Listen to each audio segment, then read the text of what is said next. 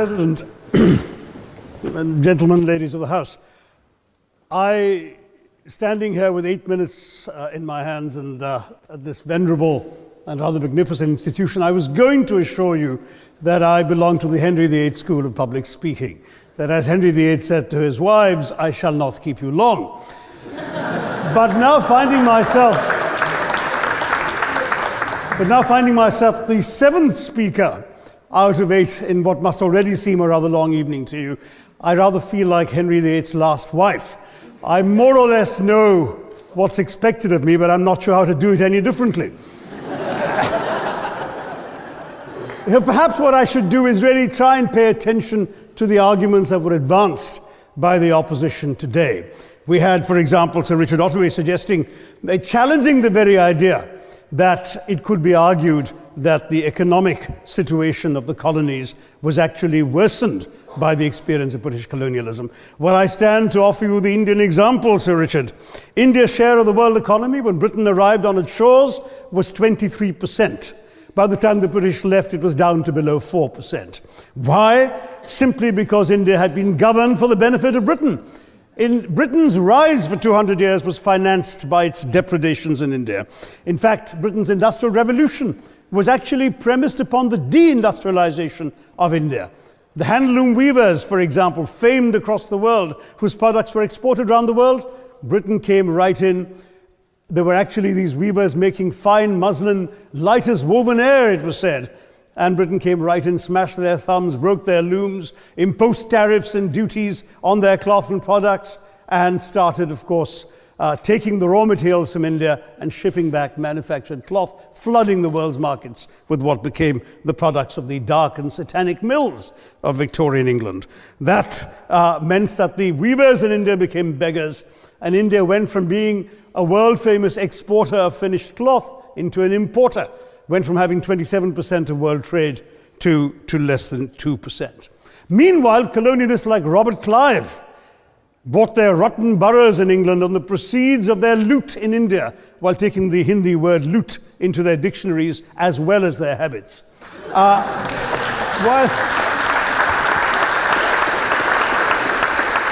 And the British had the gall to call him Clive of India, as if he belonged to the country, when all he really did was to ensure that much of the country belonged to him. By the end of the 19th century, the fact is that India was already Britain's biggest cash cow, the world's biggest purchaser of British goods and exports, and the source of highly paid employment for British civil servants. We literally paid for our own oppression. And as has been pointed out, the wealthy Victorian British families that made their money out of the slave economy, 1/5 of the elites of the wealthy class in Britain in the 19th century owed their money to transporting 3 million Africans across the waters.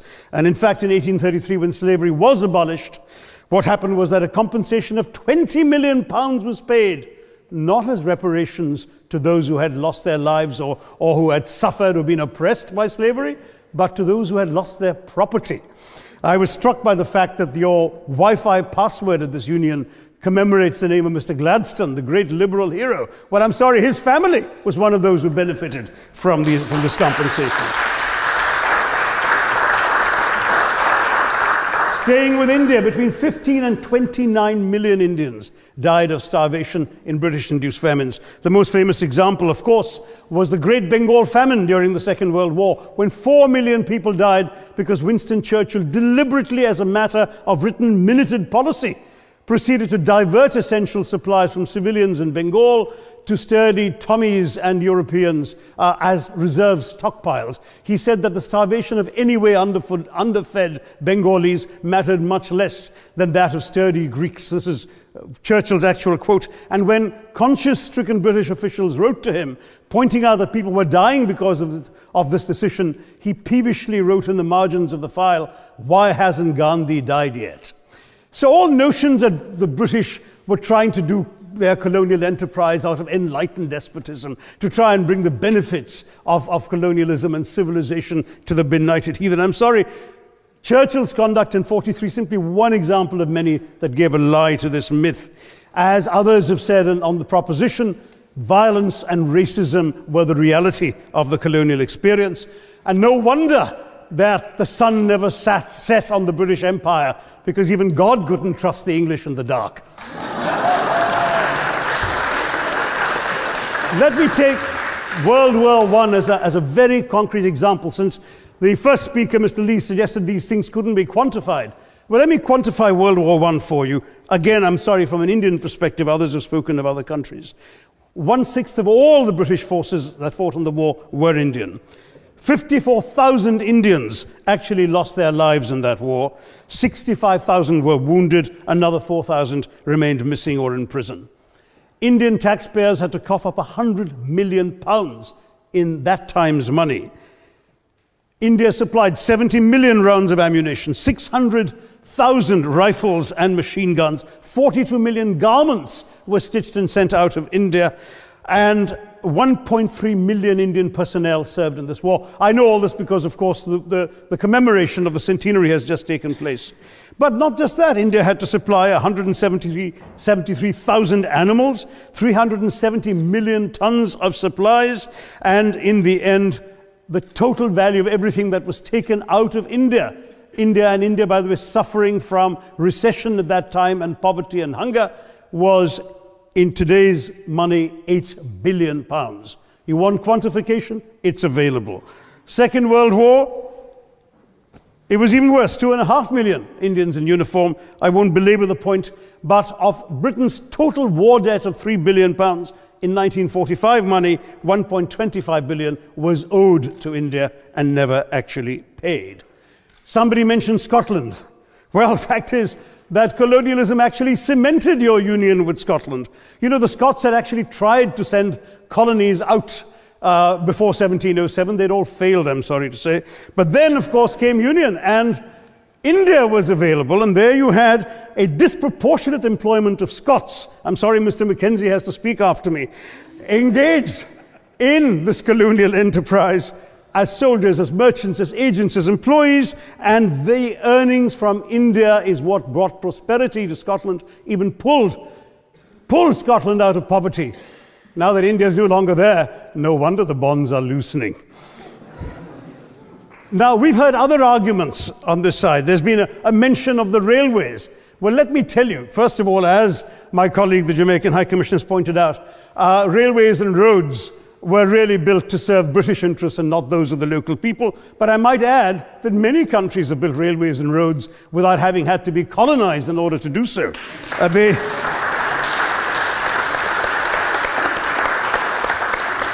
They were designed to carry raw materials from the hinterland into the ports to be shipped to Britain.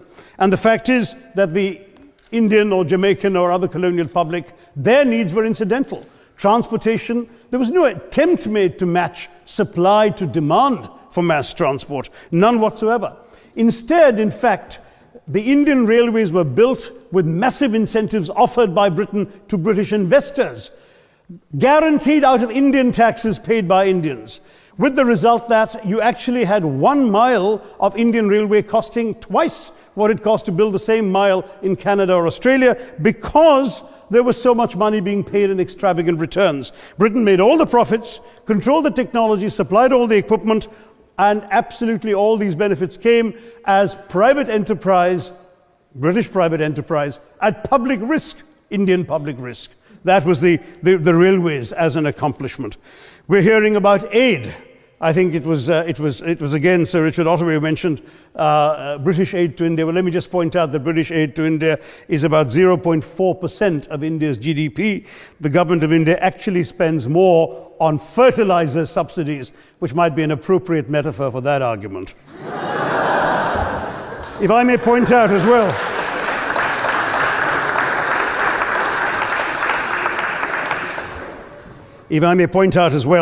that as my fellow speakers from the proposition have pointed out, there have been incidents of racial violence, of loot, of massacres, of bloodshed, of transportation, in India's case, even of one of our last Mughal emperor.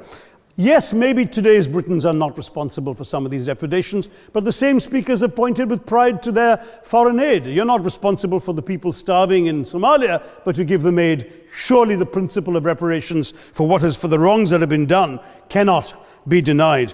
It's been pointed out, for example, the dehumanization of Africans in the Caribbean, the massive psychological damage that has been done, the undermining of social traditions, of property rights, of the authority structures of these societies, all in the interests of British colonialism. And the fact remains that many of today's problems in these countries, including the persistence, in some cases the creation of racial and ethnic and religious tensions, were the direct result of the colonial experience. So there is a moral debt that needs to be paid. Someone challenged reparations elsewhere. Well, I'm sorry, Germany doesn't just give reparations to Israel. It also gave reparations to Poland. Perhaps some of the speakers here are too young to remember the dramatic picture of Chancellor Willy Brandt on his knees in the Warsaw Ghetto in 1970. And there are other examples. There is Italy's reparations to Libya. There's Japan's to Korea. Even Britain has paid reparations to the New Zealand Maoris. So it's not as if this is something unprecedented or unheard of that's going to somehow open some sort of nasty Pandora's box. No wonder Professor Lewis reminded us that he's from Texas. There's a wonderful expression in Texas that summarizes the arguments of the opposition: all hat and no cattle. Now, if I can just quickly look through the other notes I was scribbling while they were speaking, there was reference to democracy and rule of law. Let me say with the greatest possible respect, it's a bit rich to oppress, enslave, kill, torture, maim people for 200 years and then celebrate the fact that they're democratic at the end of it.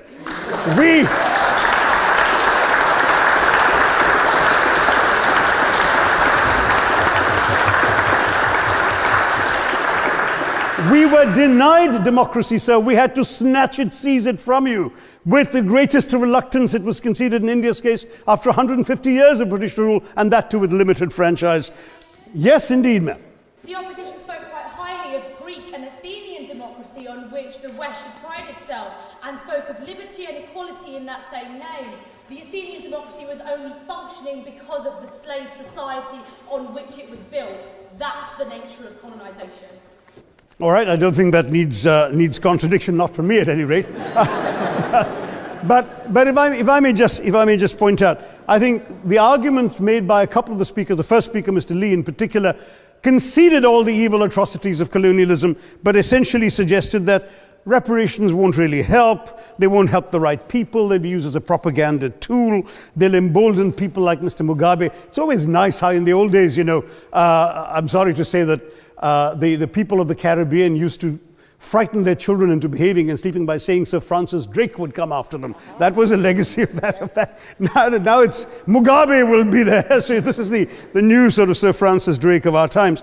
The fact is very simply, sir, that we are not talking about reparations as a tool to empower anybody. They're a tool for you to atone for the wrongs that have been done. And I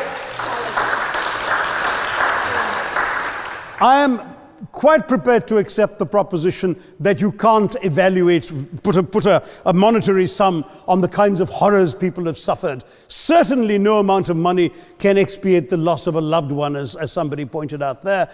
You're not going to be able to figure out an exact amount, but the principle is what matters.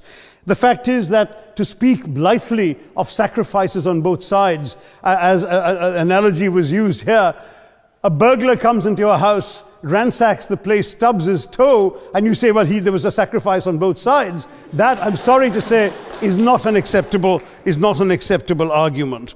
The truth is that we are not arguing specifically that vast sums of money need to be paid. The proposition before this House is the principle of owing reparations, not the fine points of how much is owed, to whom it should be paid. The question is there a debt? Does Britain owe reparations? As far as I'm concerned, the ability to acknowledge a wrong that has been done, to simply say sorry, will go a far, far, far longer way than some percentage of GDP in the form of aid. What is required, it seems to me, is accepting the principle that reparations are owed. Personally, I'd be quite happy if it was £1 a year for the next 200 years after the last 200 years of Britain and India. Thank you very much, Madam President.